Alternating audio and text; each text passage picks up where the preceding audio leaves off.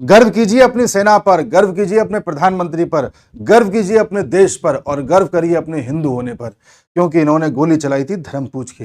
इनको लगा देश कायर है, प्रधानमंत्री कायर है, हिंदू कायर होते ही हैं। अब इनको ये पता चल गया कि भारत कहते कैसे हैं। कल की रात वो तांडव हुआ है कि पाकिस्तान सुबह देख पाएगा या नहीं कंफर्म नहीं था। हमको ये लग रहा था कि सुबह कहीं ऐसी खबर ना आ जाए कि पाकिस्तान के 4 टुकड़े हो गए। वो हाल किया है हमारी सेना ने, वो हाल किया है कि ऐसा लग रहा था कोई फिल्म चल रही है क्या। और अभी तो सेना ने युद्ध स्टार्ट भी नहीं किया है। जी हां, आप ऐसे सेना की पूरा 100% ना समझे, ये तो सेना का 1% भी नहीं है। अभी तो युद्ध हुआ ही नहीं है, ये तो सिर्फ जवाबी कार्रवाई हो रही है। सोचिए अगर सेना अपनी पे आ जाए तो रात तो क्या, आधी रात में ही पाकिस्तान ये हो जाएगा। ऐसी कई चीजें रात भर में हुई हैं जो हम आपको बताने जा रहे हैं, और ये भी बताने जा रहे हैं कि भारत इस समय डिफेंस के मामले में, डिप्लोमेसी के मामले में, हर मामले में न सिर्फ पाकिस्तान को पछाड़ रहा है बल्कि दुनिया को भी शॉक कर रहा है कि भाई ऐसा कैसे कि भारत और पाकिस्तान का युद्ध चल रहा है और अमेरिका ये कह रहा है कि हमें कोई लेना देना नहीं है, तुम्हें जो करना है करो। पहली बार ऐसा हुआ है साथियों, वरना हर तरह के टेंशन में, युद्ध में पाकिस्तान के साथ खड़ा हुआ दिखाई दिया है अमेरिका। आपको तो अमेरिका का रुख पता ही है, उसे किसी न किसी के साथ खड़ा होना होता है। पहली बार वो ये बोल रहा है कि हमें कोई मतलब नहीं है। इस पर भी हम आएंगे। पाकिस्तान का ऐसा कोई बड़ा शहर नहीं है जो रात को धूं धूं करके जला ना हो। पूरे पाकिस्तान में सायरन ही सायरन बजते रहे हैं। कई ऐसी खबरें उड़ी जो फेक न्यूज थी, कई ऐसी उड़ी जो अभी तक कंफर्म नहीं हो पाई है, कई ऐसी हैं जो कंफर्म न्यूज आई है। सब चीजों पर चर्चा करते हैं, आइए देखते हैं।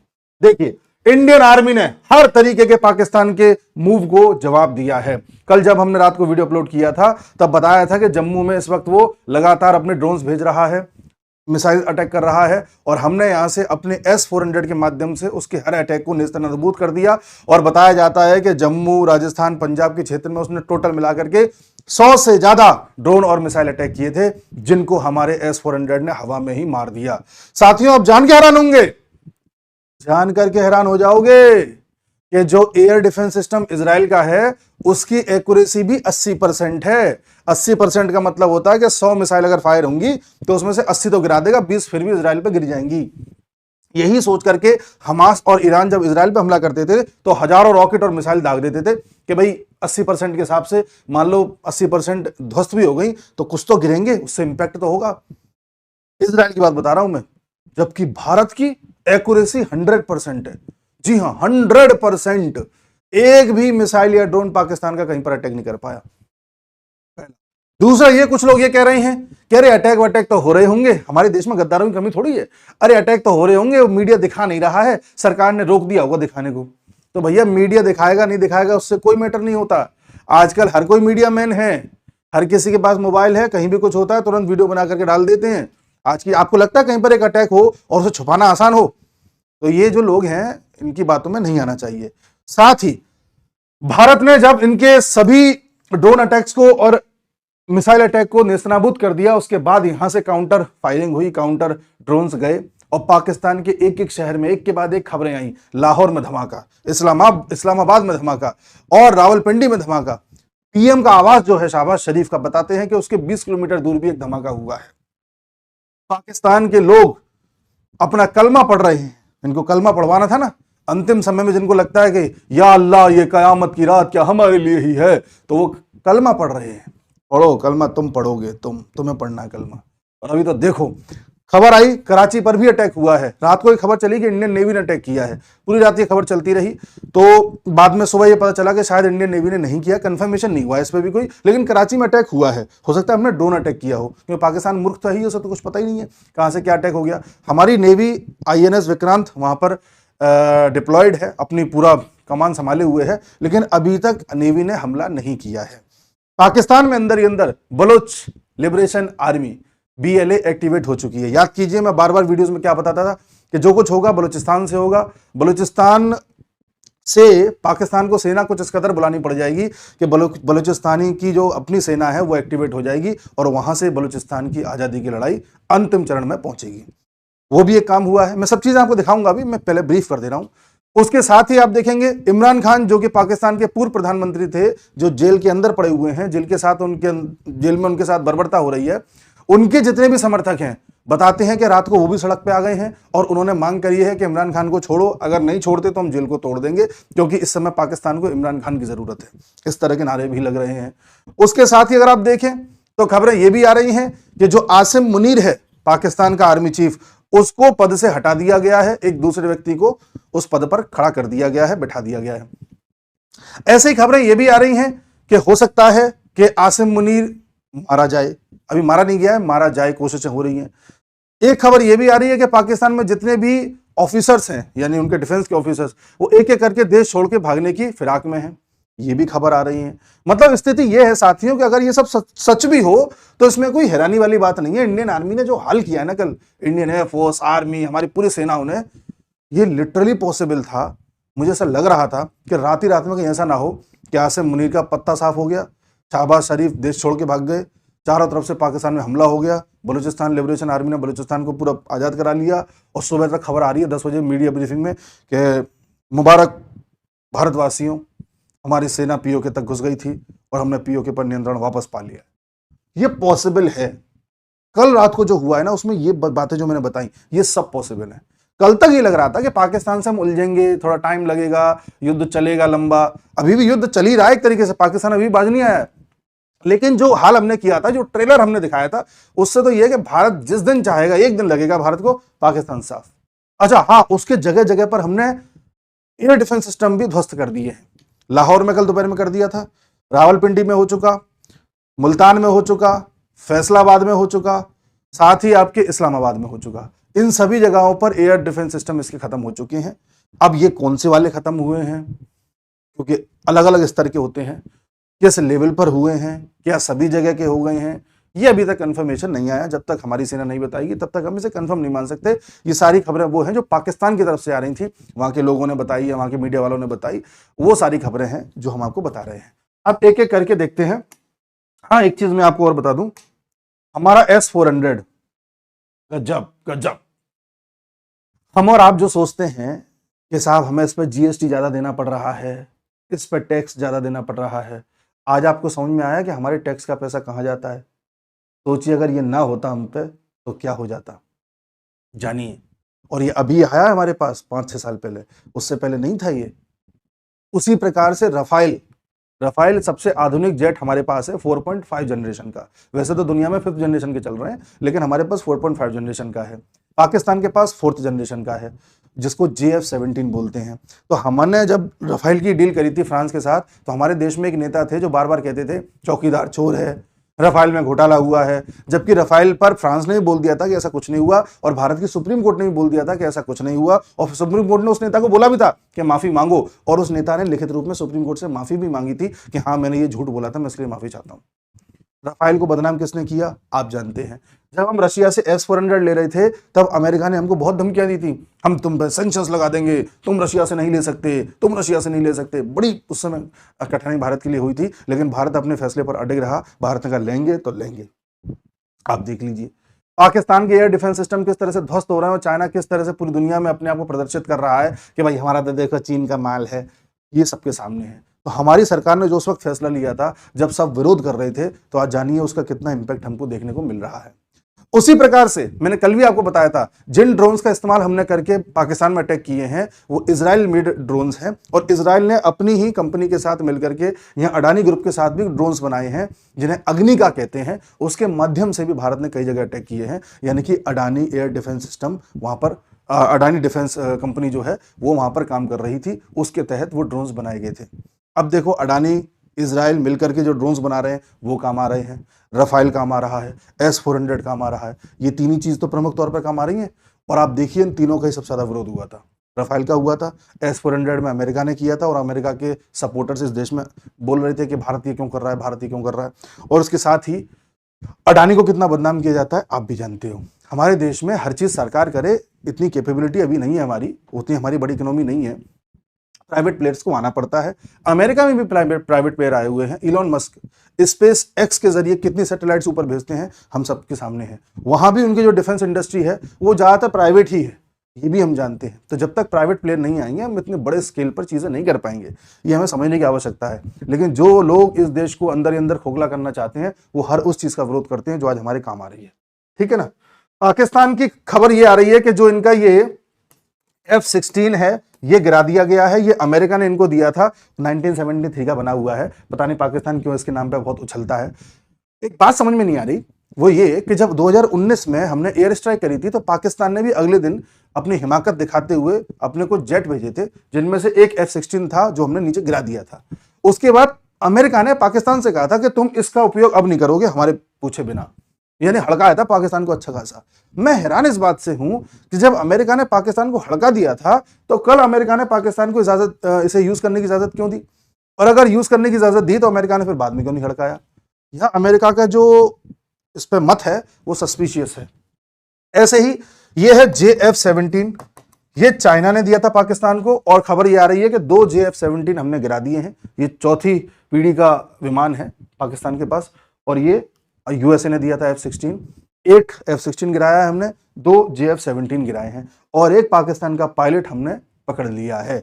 इस बात की पुष्टि पाकिस्तान ने भी करी है कि हमारा एक पायलट पकड़ा गया है, आसिम मुनीर ने करी है। ठीक है ना। तो देखिए साहब, ये भारत की सेना का शौर्य है।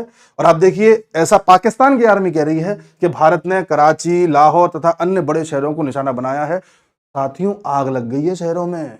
मैं इमेजेस और वीडियो दिखा नहीं सकता, यूट्यूब की गाइडलाइंस हैं। आग लग गई है, आग, दहशत है, कौम पर आफत टूटी है, आप देख लीजिएगा।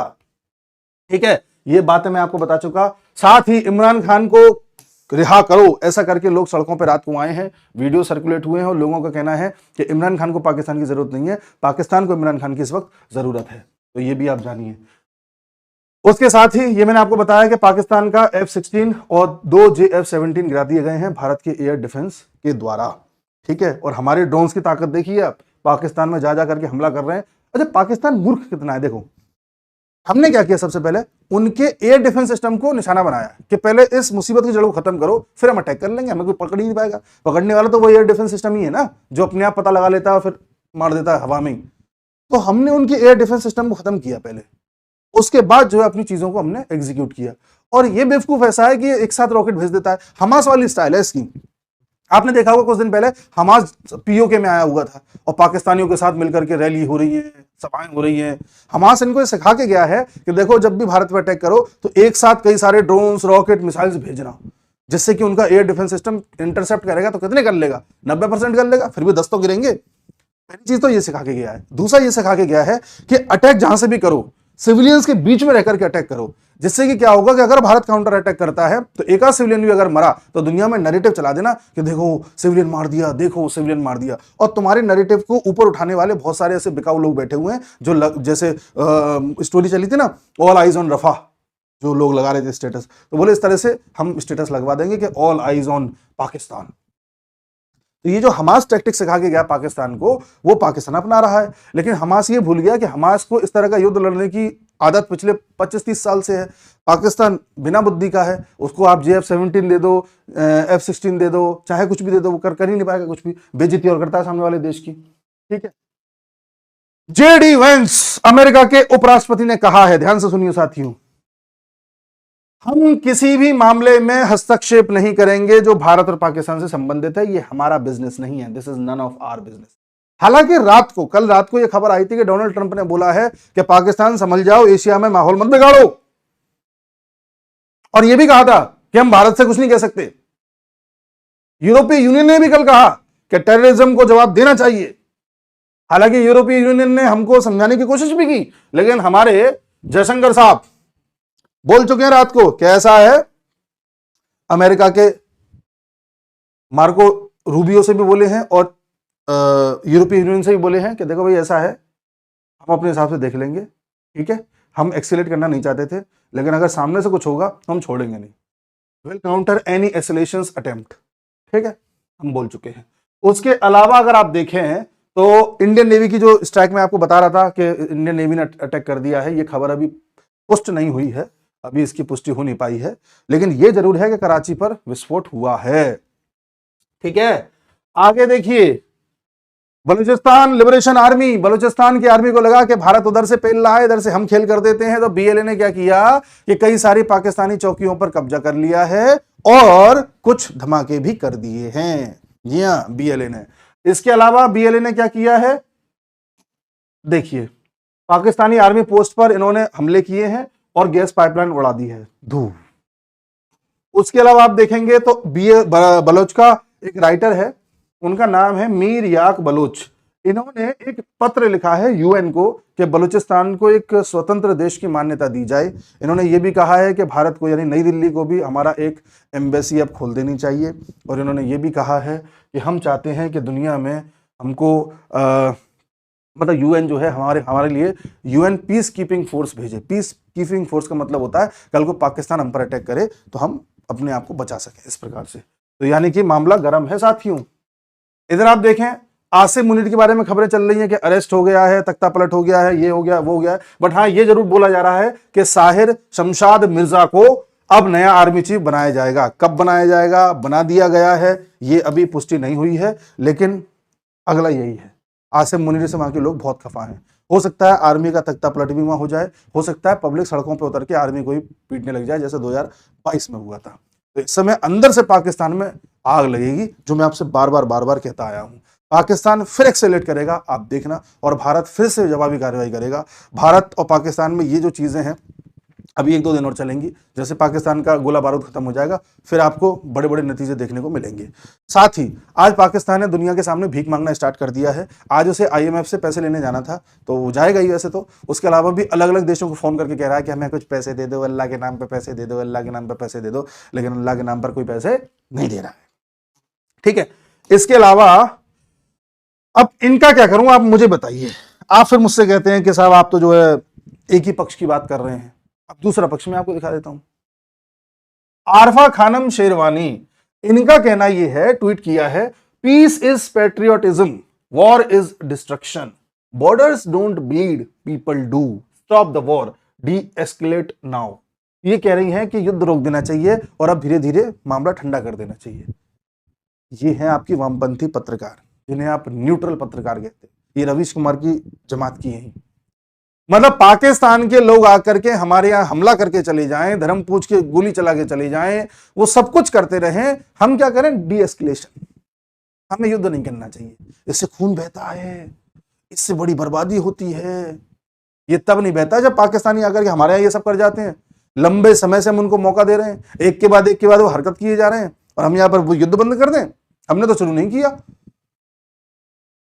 ऐसे ही एक ये प्रतीक सिन्हा, डी एक्सकेलेट, ओहो,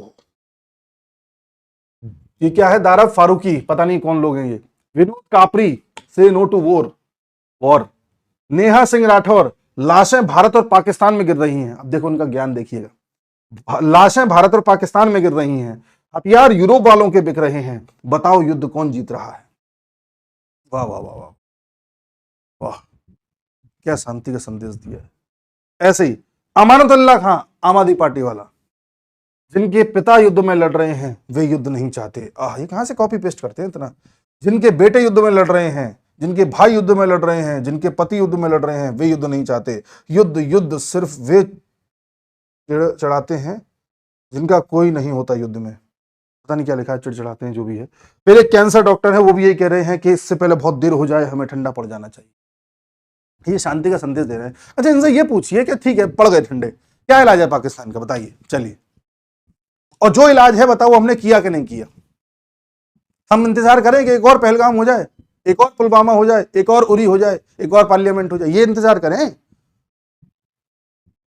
देख लो भैया, जिस समय ये बोलना चाहिए कि इंडियन आर्मी हम आपके साथ हैं, आप लड़ो। जब इंडियन आर्मी लड़ने जाती है, जब इंडियन आर्मी ऑपरेशन चलाने जाती है ना, तो सेकंड थॉट लेके नहीं आती यार क्यों गोली चलाऊं, छोड़ देता हूं। वहां तो गए आप, जब चल पड़े हो तो फिर चल पड़े हो, अब जीतना है बस। इन जैसे कीड़े मकोड़े इस तरह का खेल खेलते हैं। अभी आप देखना, मैं आपको एक और प्रेडिक्शन बता देता हूं। अभी सोशल मीडिया पे, टीवी में ऐसे कई पत्रकार सामने आएंगे जो ज्ञान बखारेंगे। जी हाँ, ज्ञान बखारा जाएगा कि बताइए भारत को इतना लॉस हुआ, इतने ड्रोन्स भारत के गिरे, इतना मिसाइल्स भारत की गिरी, इतना पैसा कहां से आएगा। ये आम आदमी की जेब से जाएगा। इस तरह की बातें की जाएंगी। ये भी बोला जाएगा कि देखिए मोदी अपने एक चुनाव को जीतने के लिए क्या क्या कर रहा है। इन मूर्खों से यह पूछो कि चुनाव तो भाई हर साल आते हैं, 5-5 आते हैं। अभी तो बिहार का चुनाव है, वो भी नवंबर में है। मोदी इतना पागल है कि एक बिहार के चुनाव के लिए देश को दांव पे लगा देगा? तो इतनी बुद्धि इनमें है नहीं। उसके अलावा कुछ लोग ये कह रहे हैं कि अरे मर तो यहां भी रहे होंगे, दिखा नहीं रहे हैं। भाई एक छोटा सा एक्सीडेंट भी हो जाता है तो लोग रील बना के हाल सोशल मीडिया पर डाल देते हैं। यहाँ तो युद्ध हो रहा है, आप जानिए इस बात को। उसी प्रकार से कुछ लोग ये कह रहे होंगे कि अरे भारत लगता है डर रहा है, भारत ये, कुछ ना कुछ आपको नेगेटिव सुनने को मिलेगा। कोई ये नहीं कहेगा कि हम भारत के साथ खड़े हुए हैं। मुझे इस मामले में अपोजिशन ठीक लग रही है, ये अपोजिशन से भी कहीं गुजरे हैं यार। बहरहाल अभी हमारी जो डिफेंस है उसकी एक मीडिया ब्रीफिंग होनी है, वो देखते हैं उसमें क्या होता है, और आगे आगे देखिए क्या होता है। जितने भी बॉर्डर से सटे हुए स्कूल और कॉलेजेस हैं सबको बंद कर दिया गया है, सभी लोगों की छुट्टियां रद्द कर दी गई हैं जो आर्म फोर्सेज में हैं। डॉक्टर और नर्सेज को ज़्यादा से ज़्यादा बुलाया जा रहा है, उनकी छुट्टियों को भी रद्द कर दिया गया है, और कई शहरों को बिल्कुल हाई अलर्ट पर रखा गया है। ब्लैकआउट की भी बातें कही जा रही हैं। तो आप सभी से अनुरोध है कि सरकार जो भी एडवाइजरी दे रही है उसको फॉलो करें, अपना दिमाग ना चलाएं, जो सरकार करे बस वही माने। जय हिंद।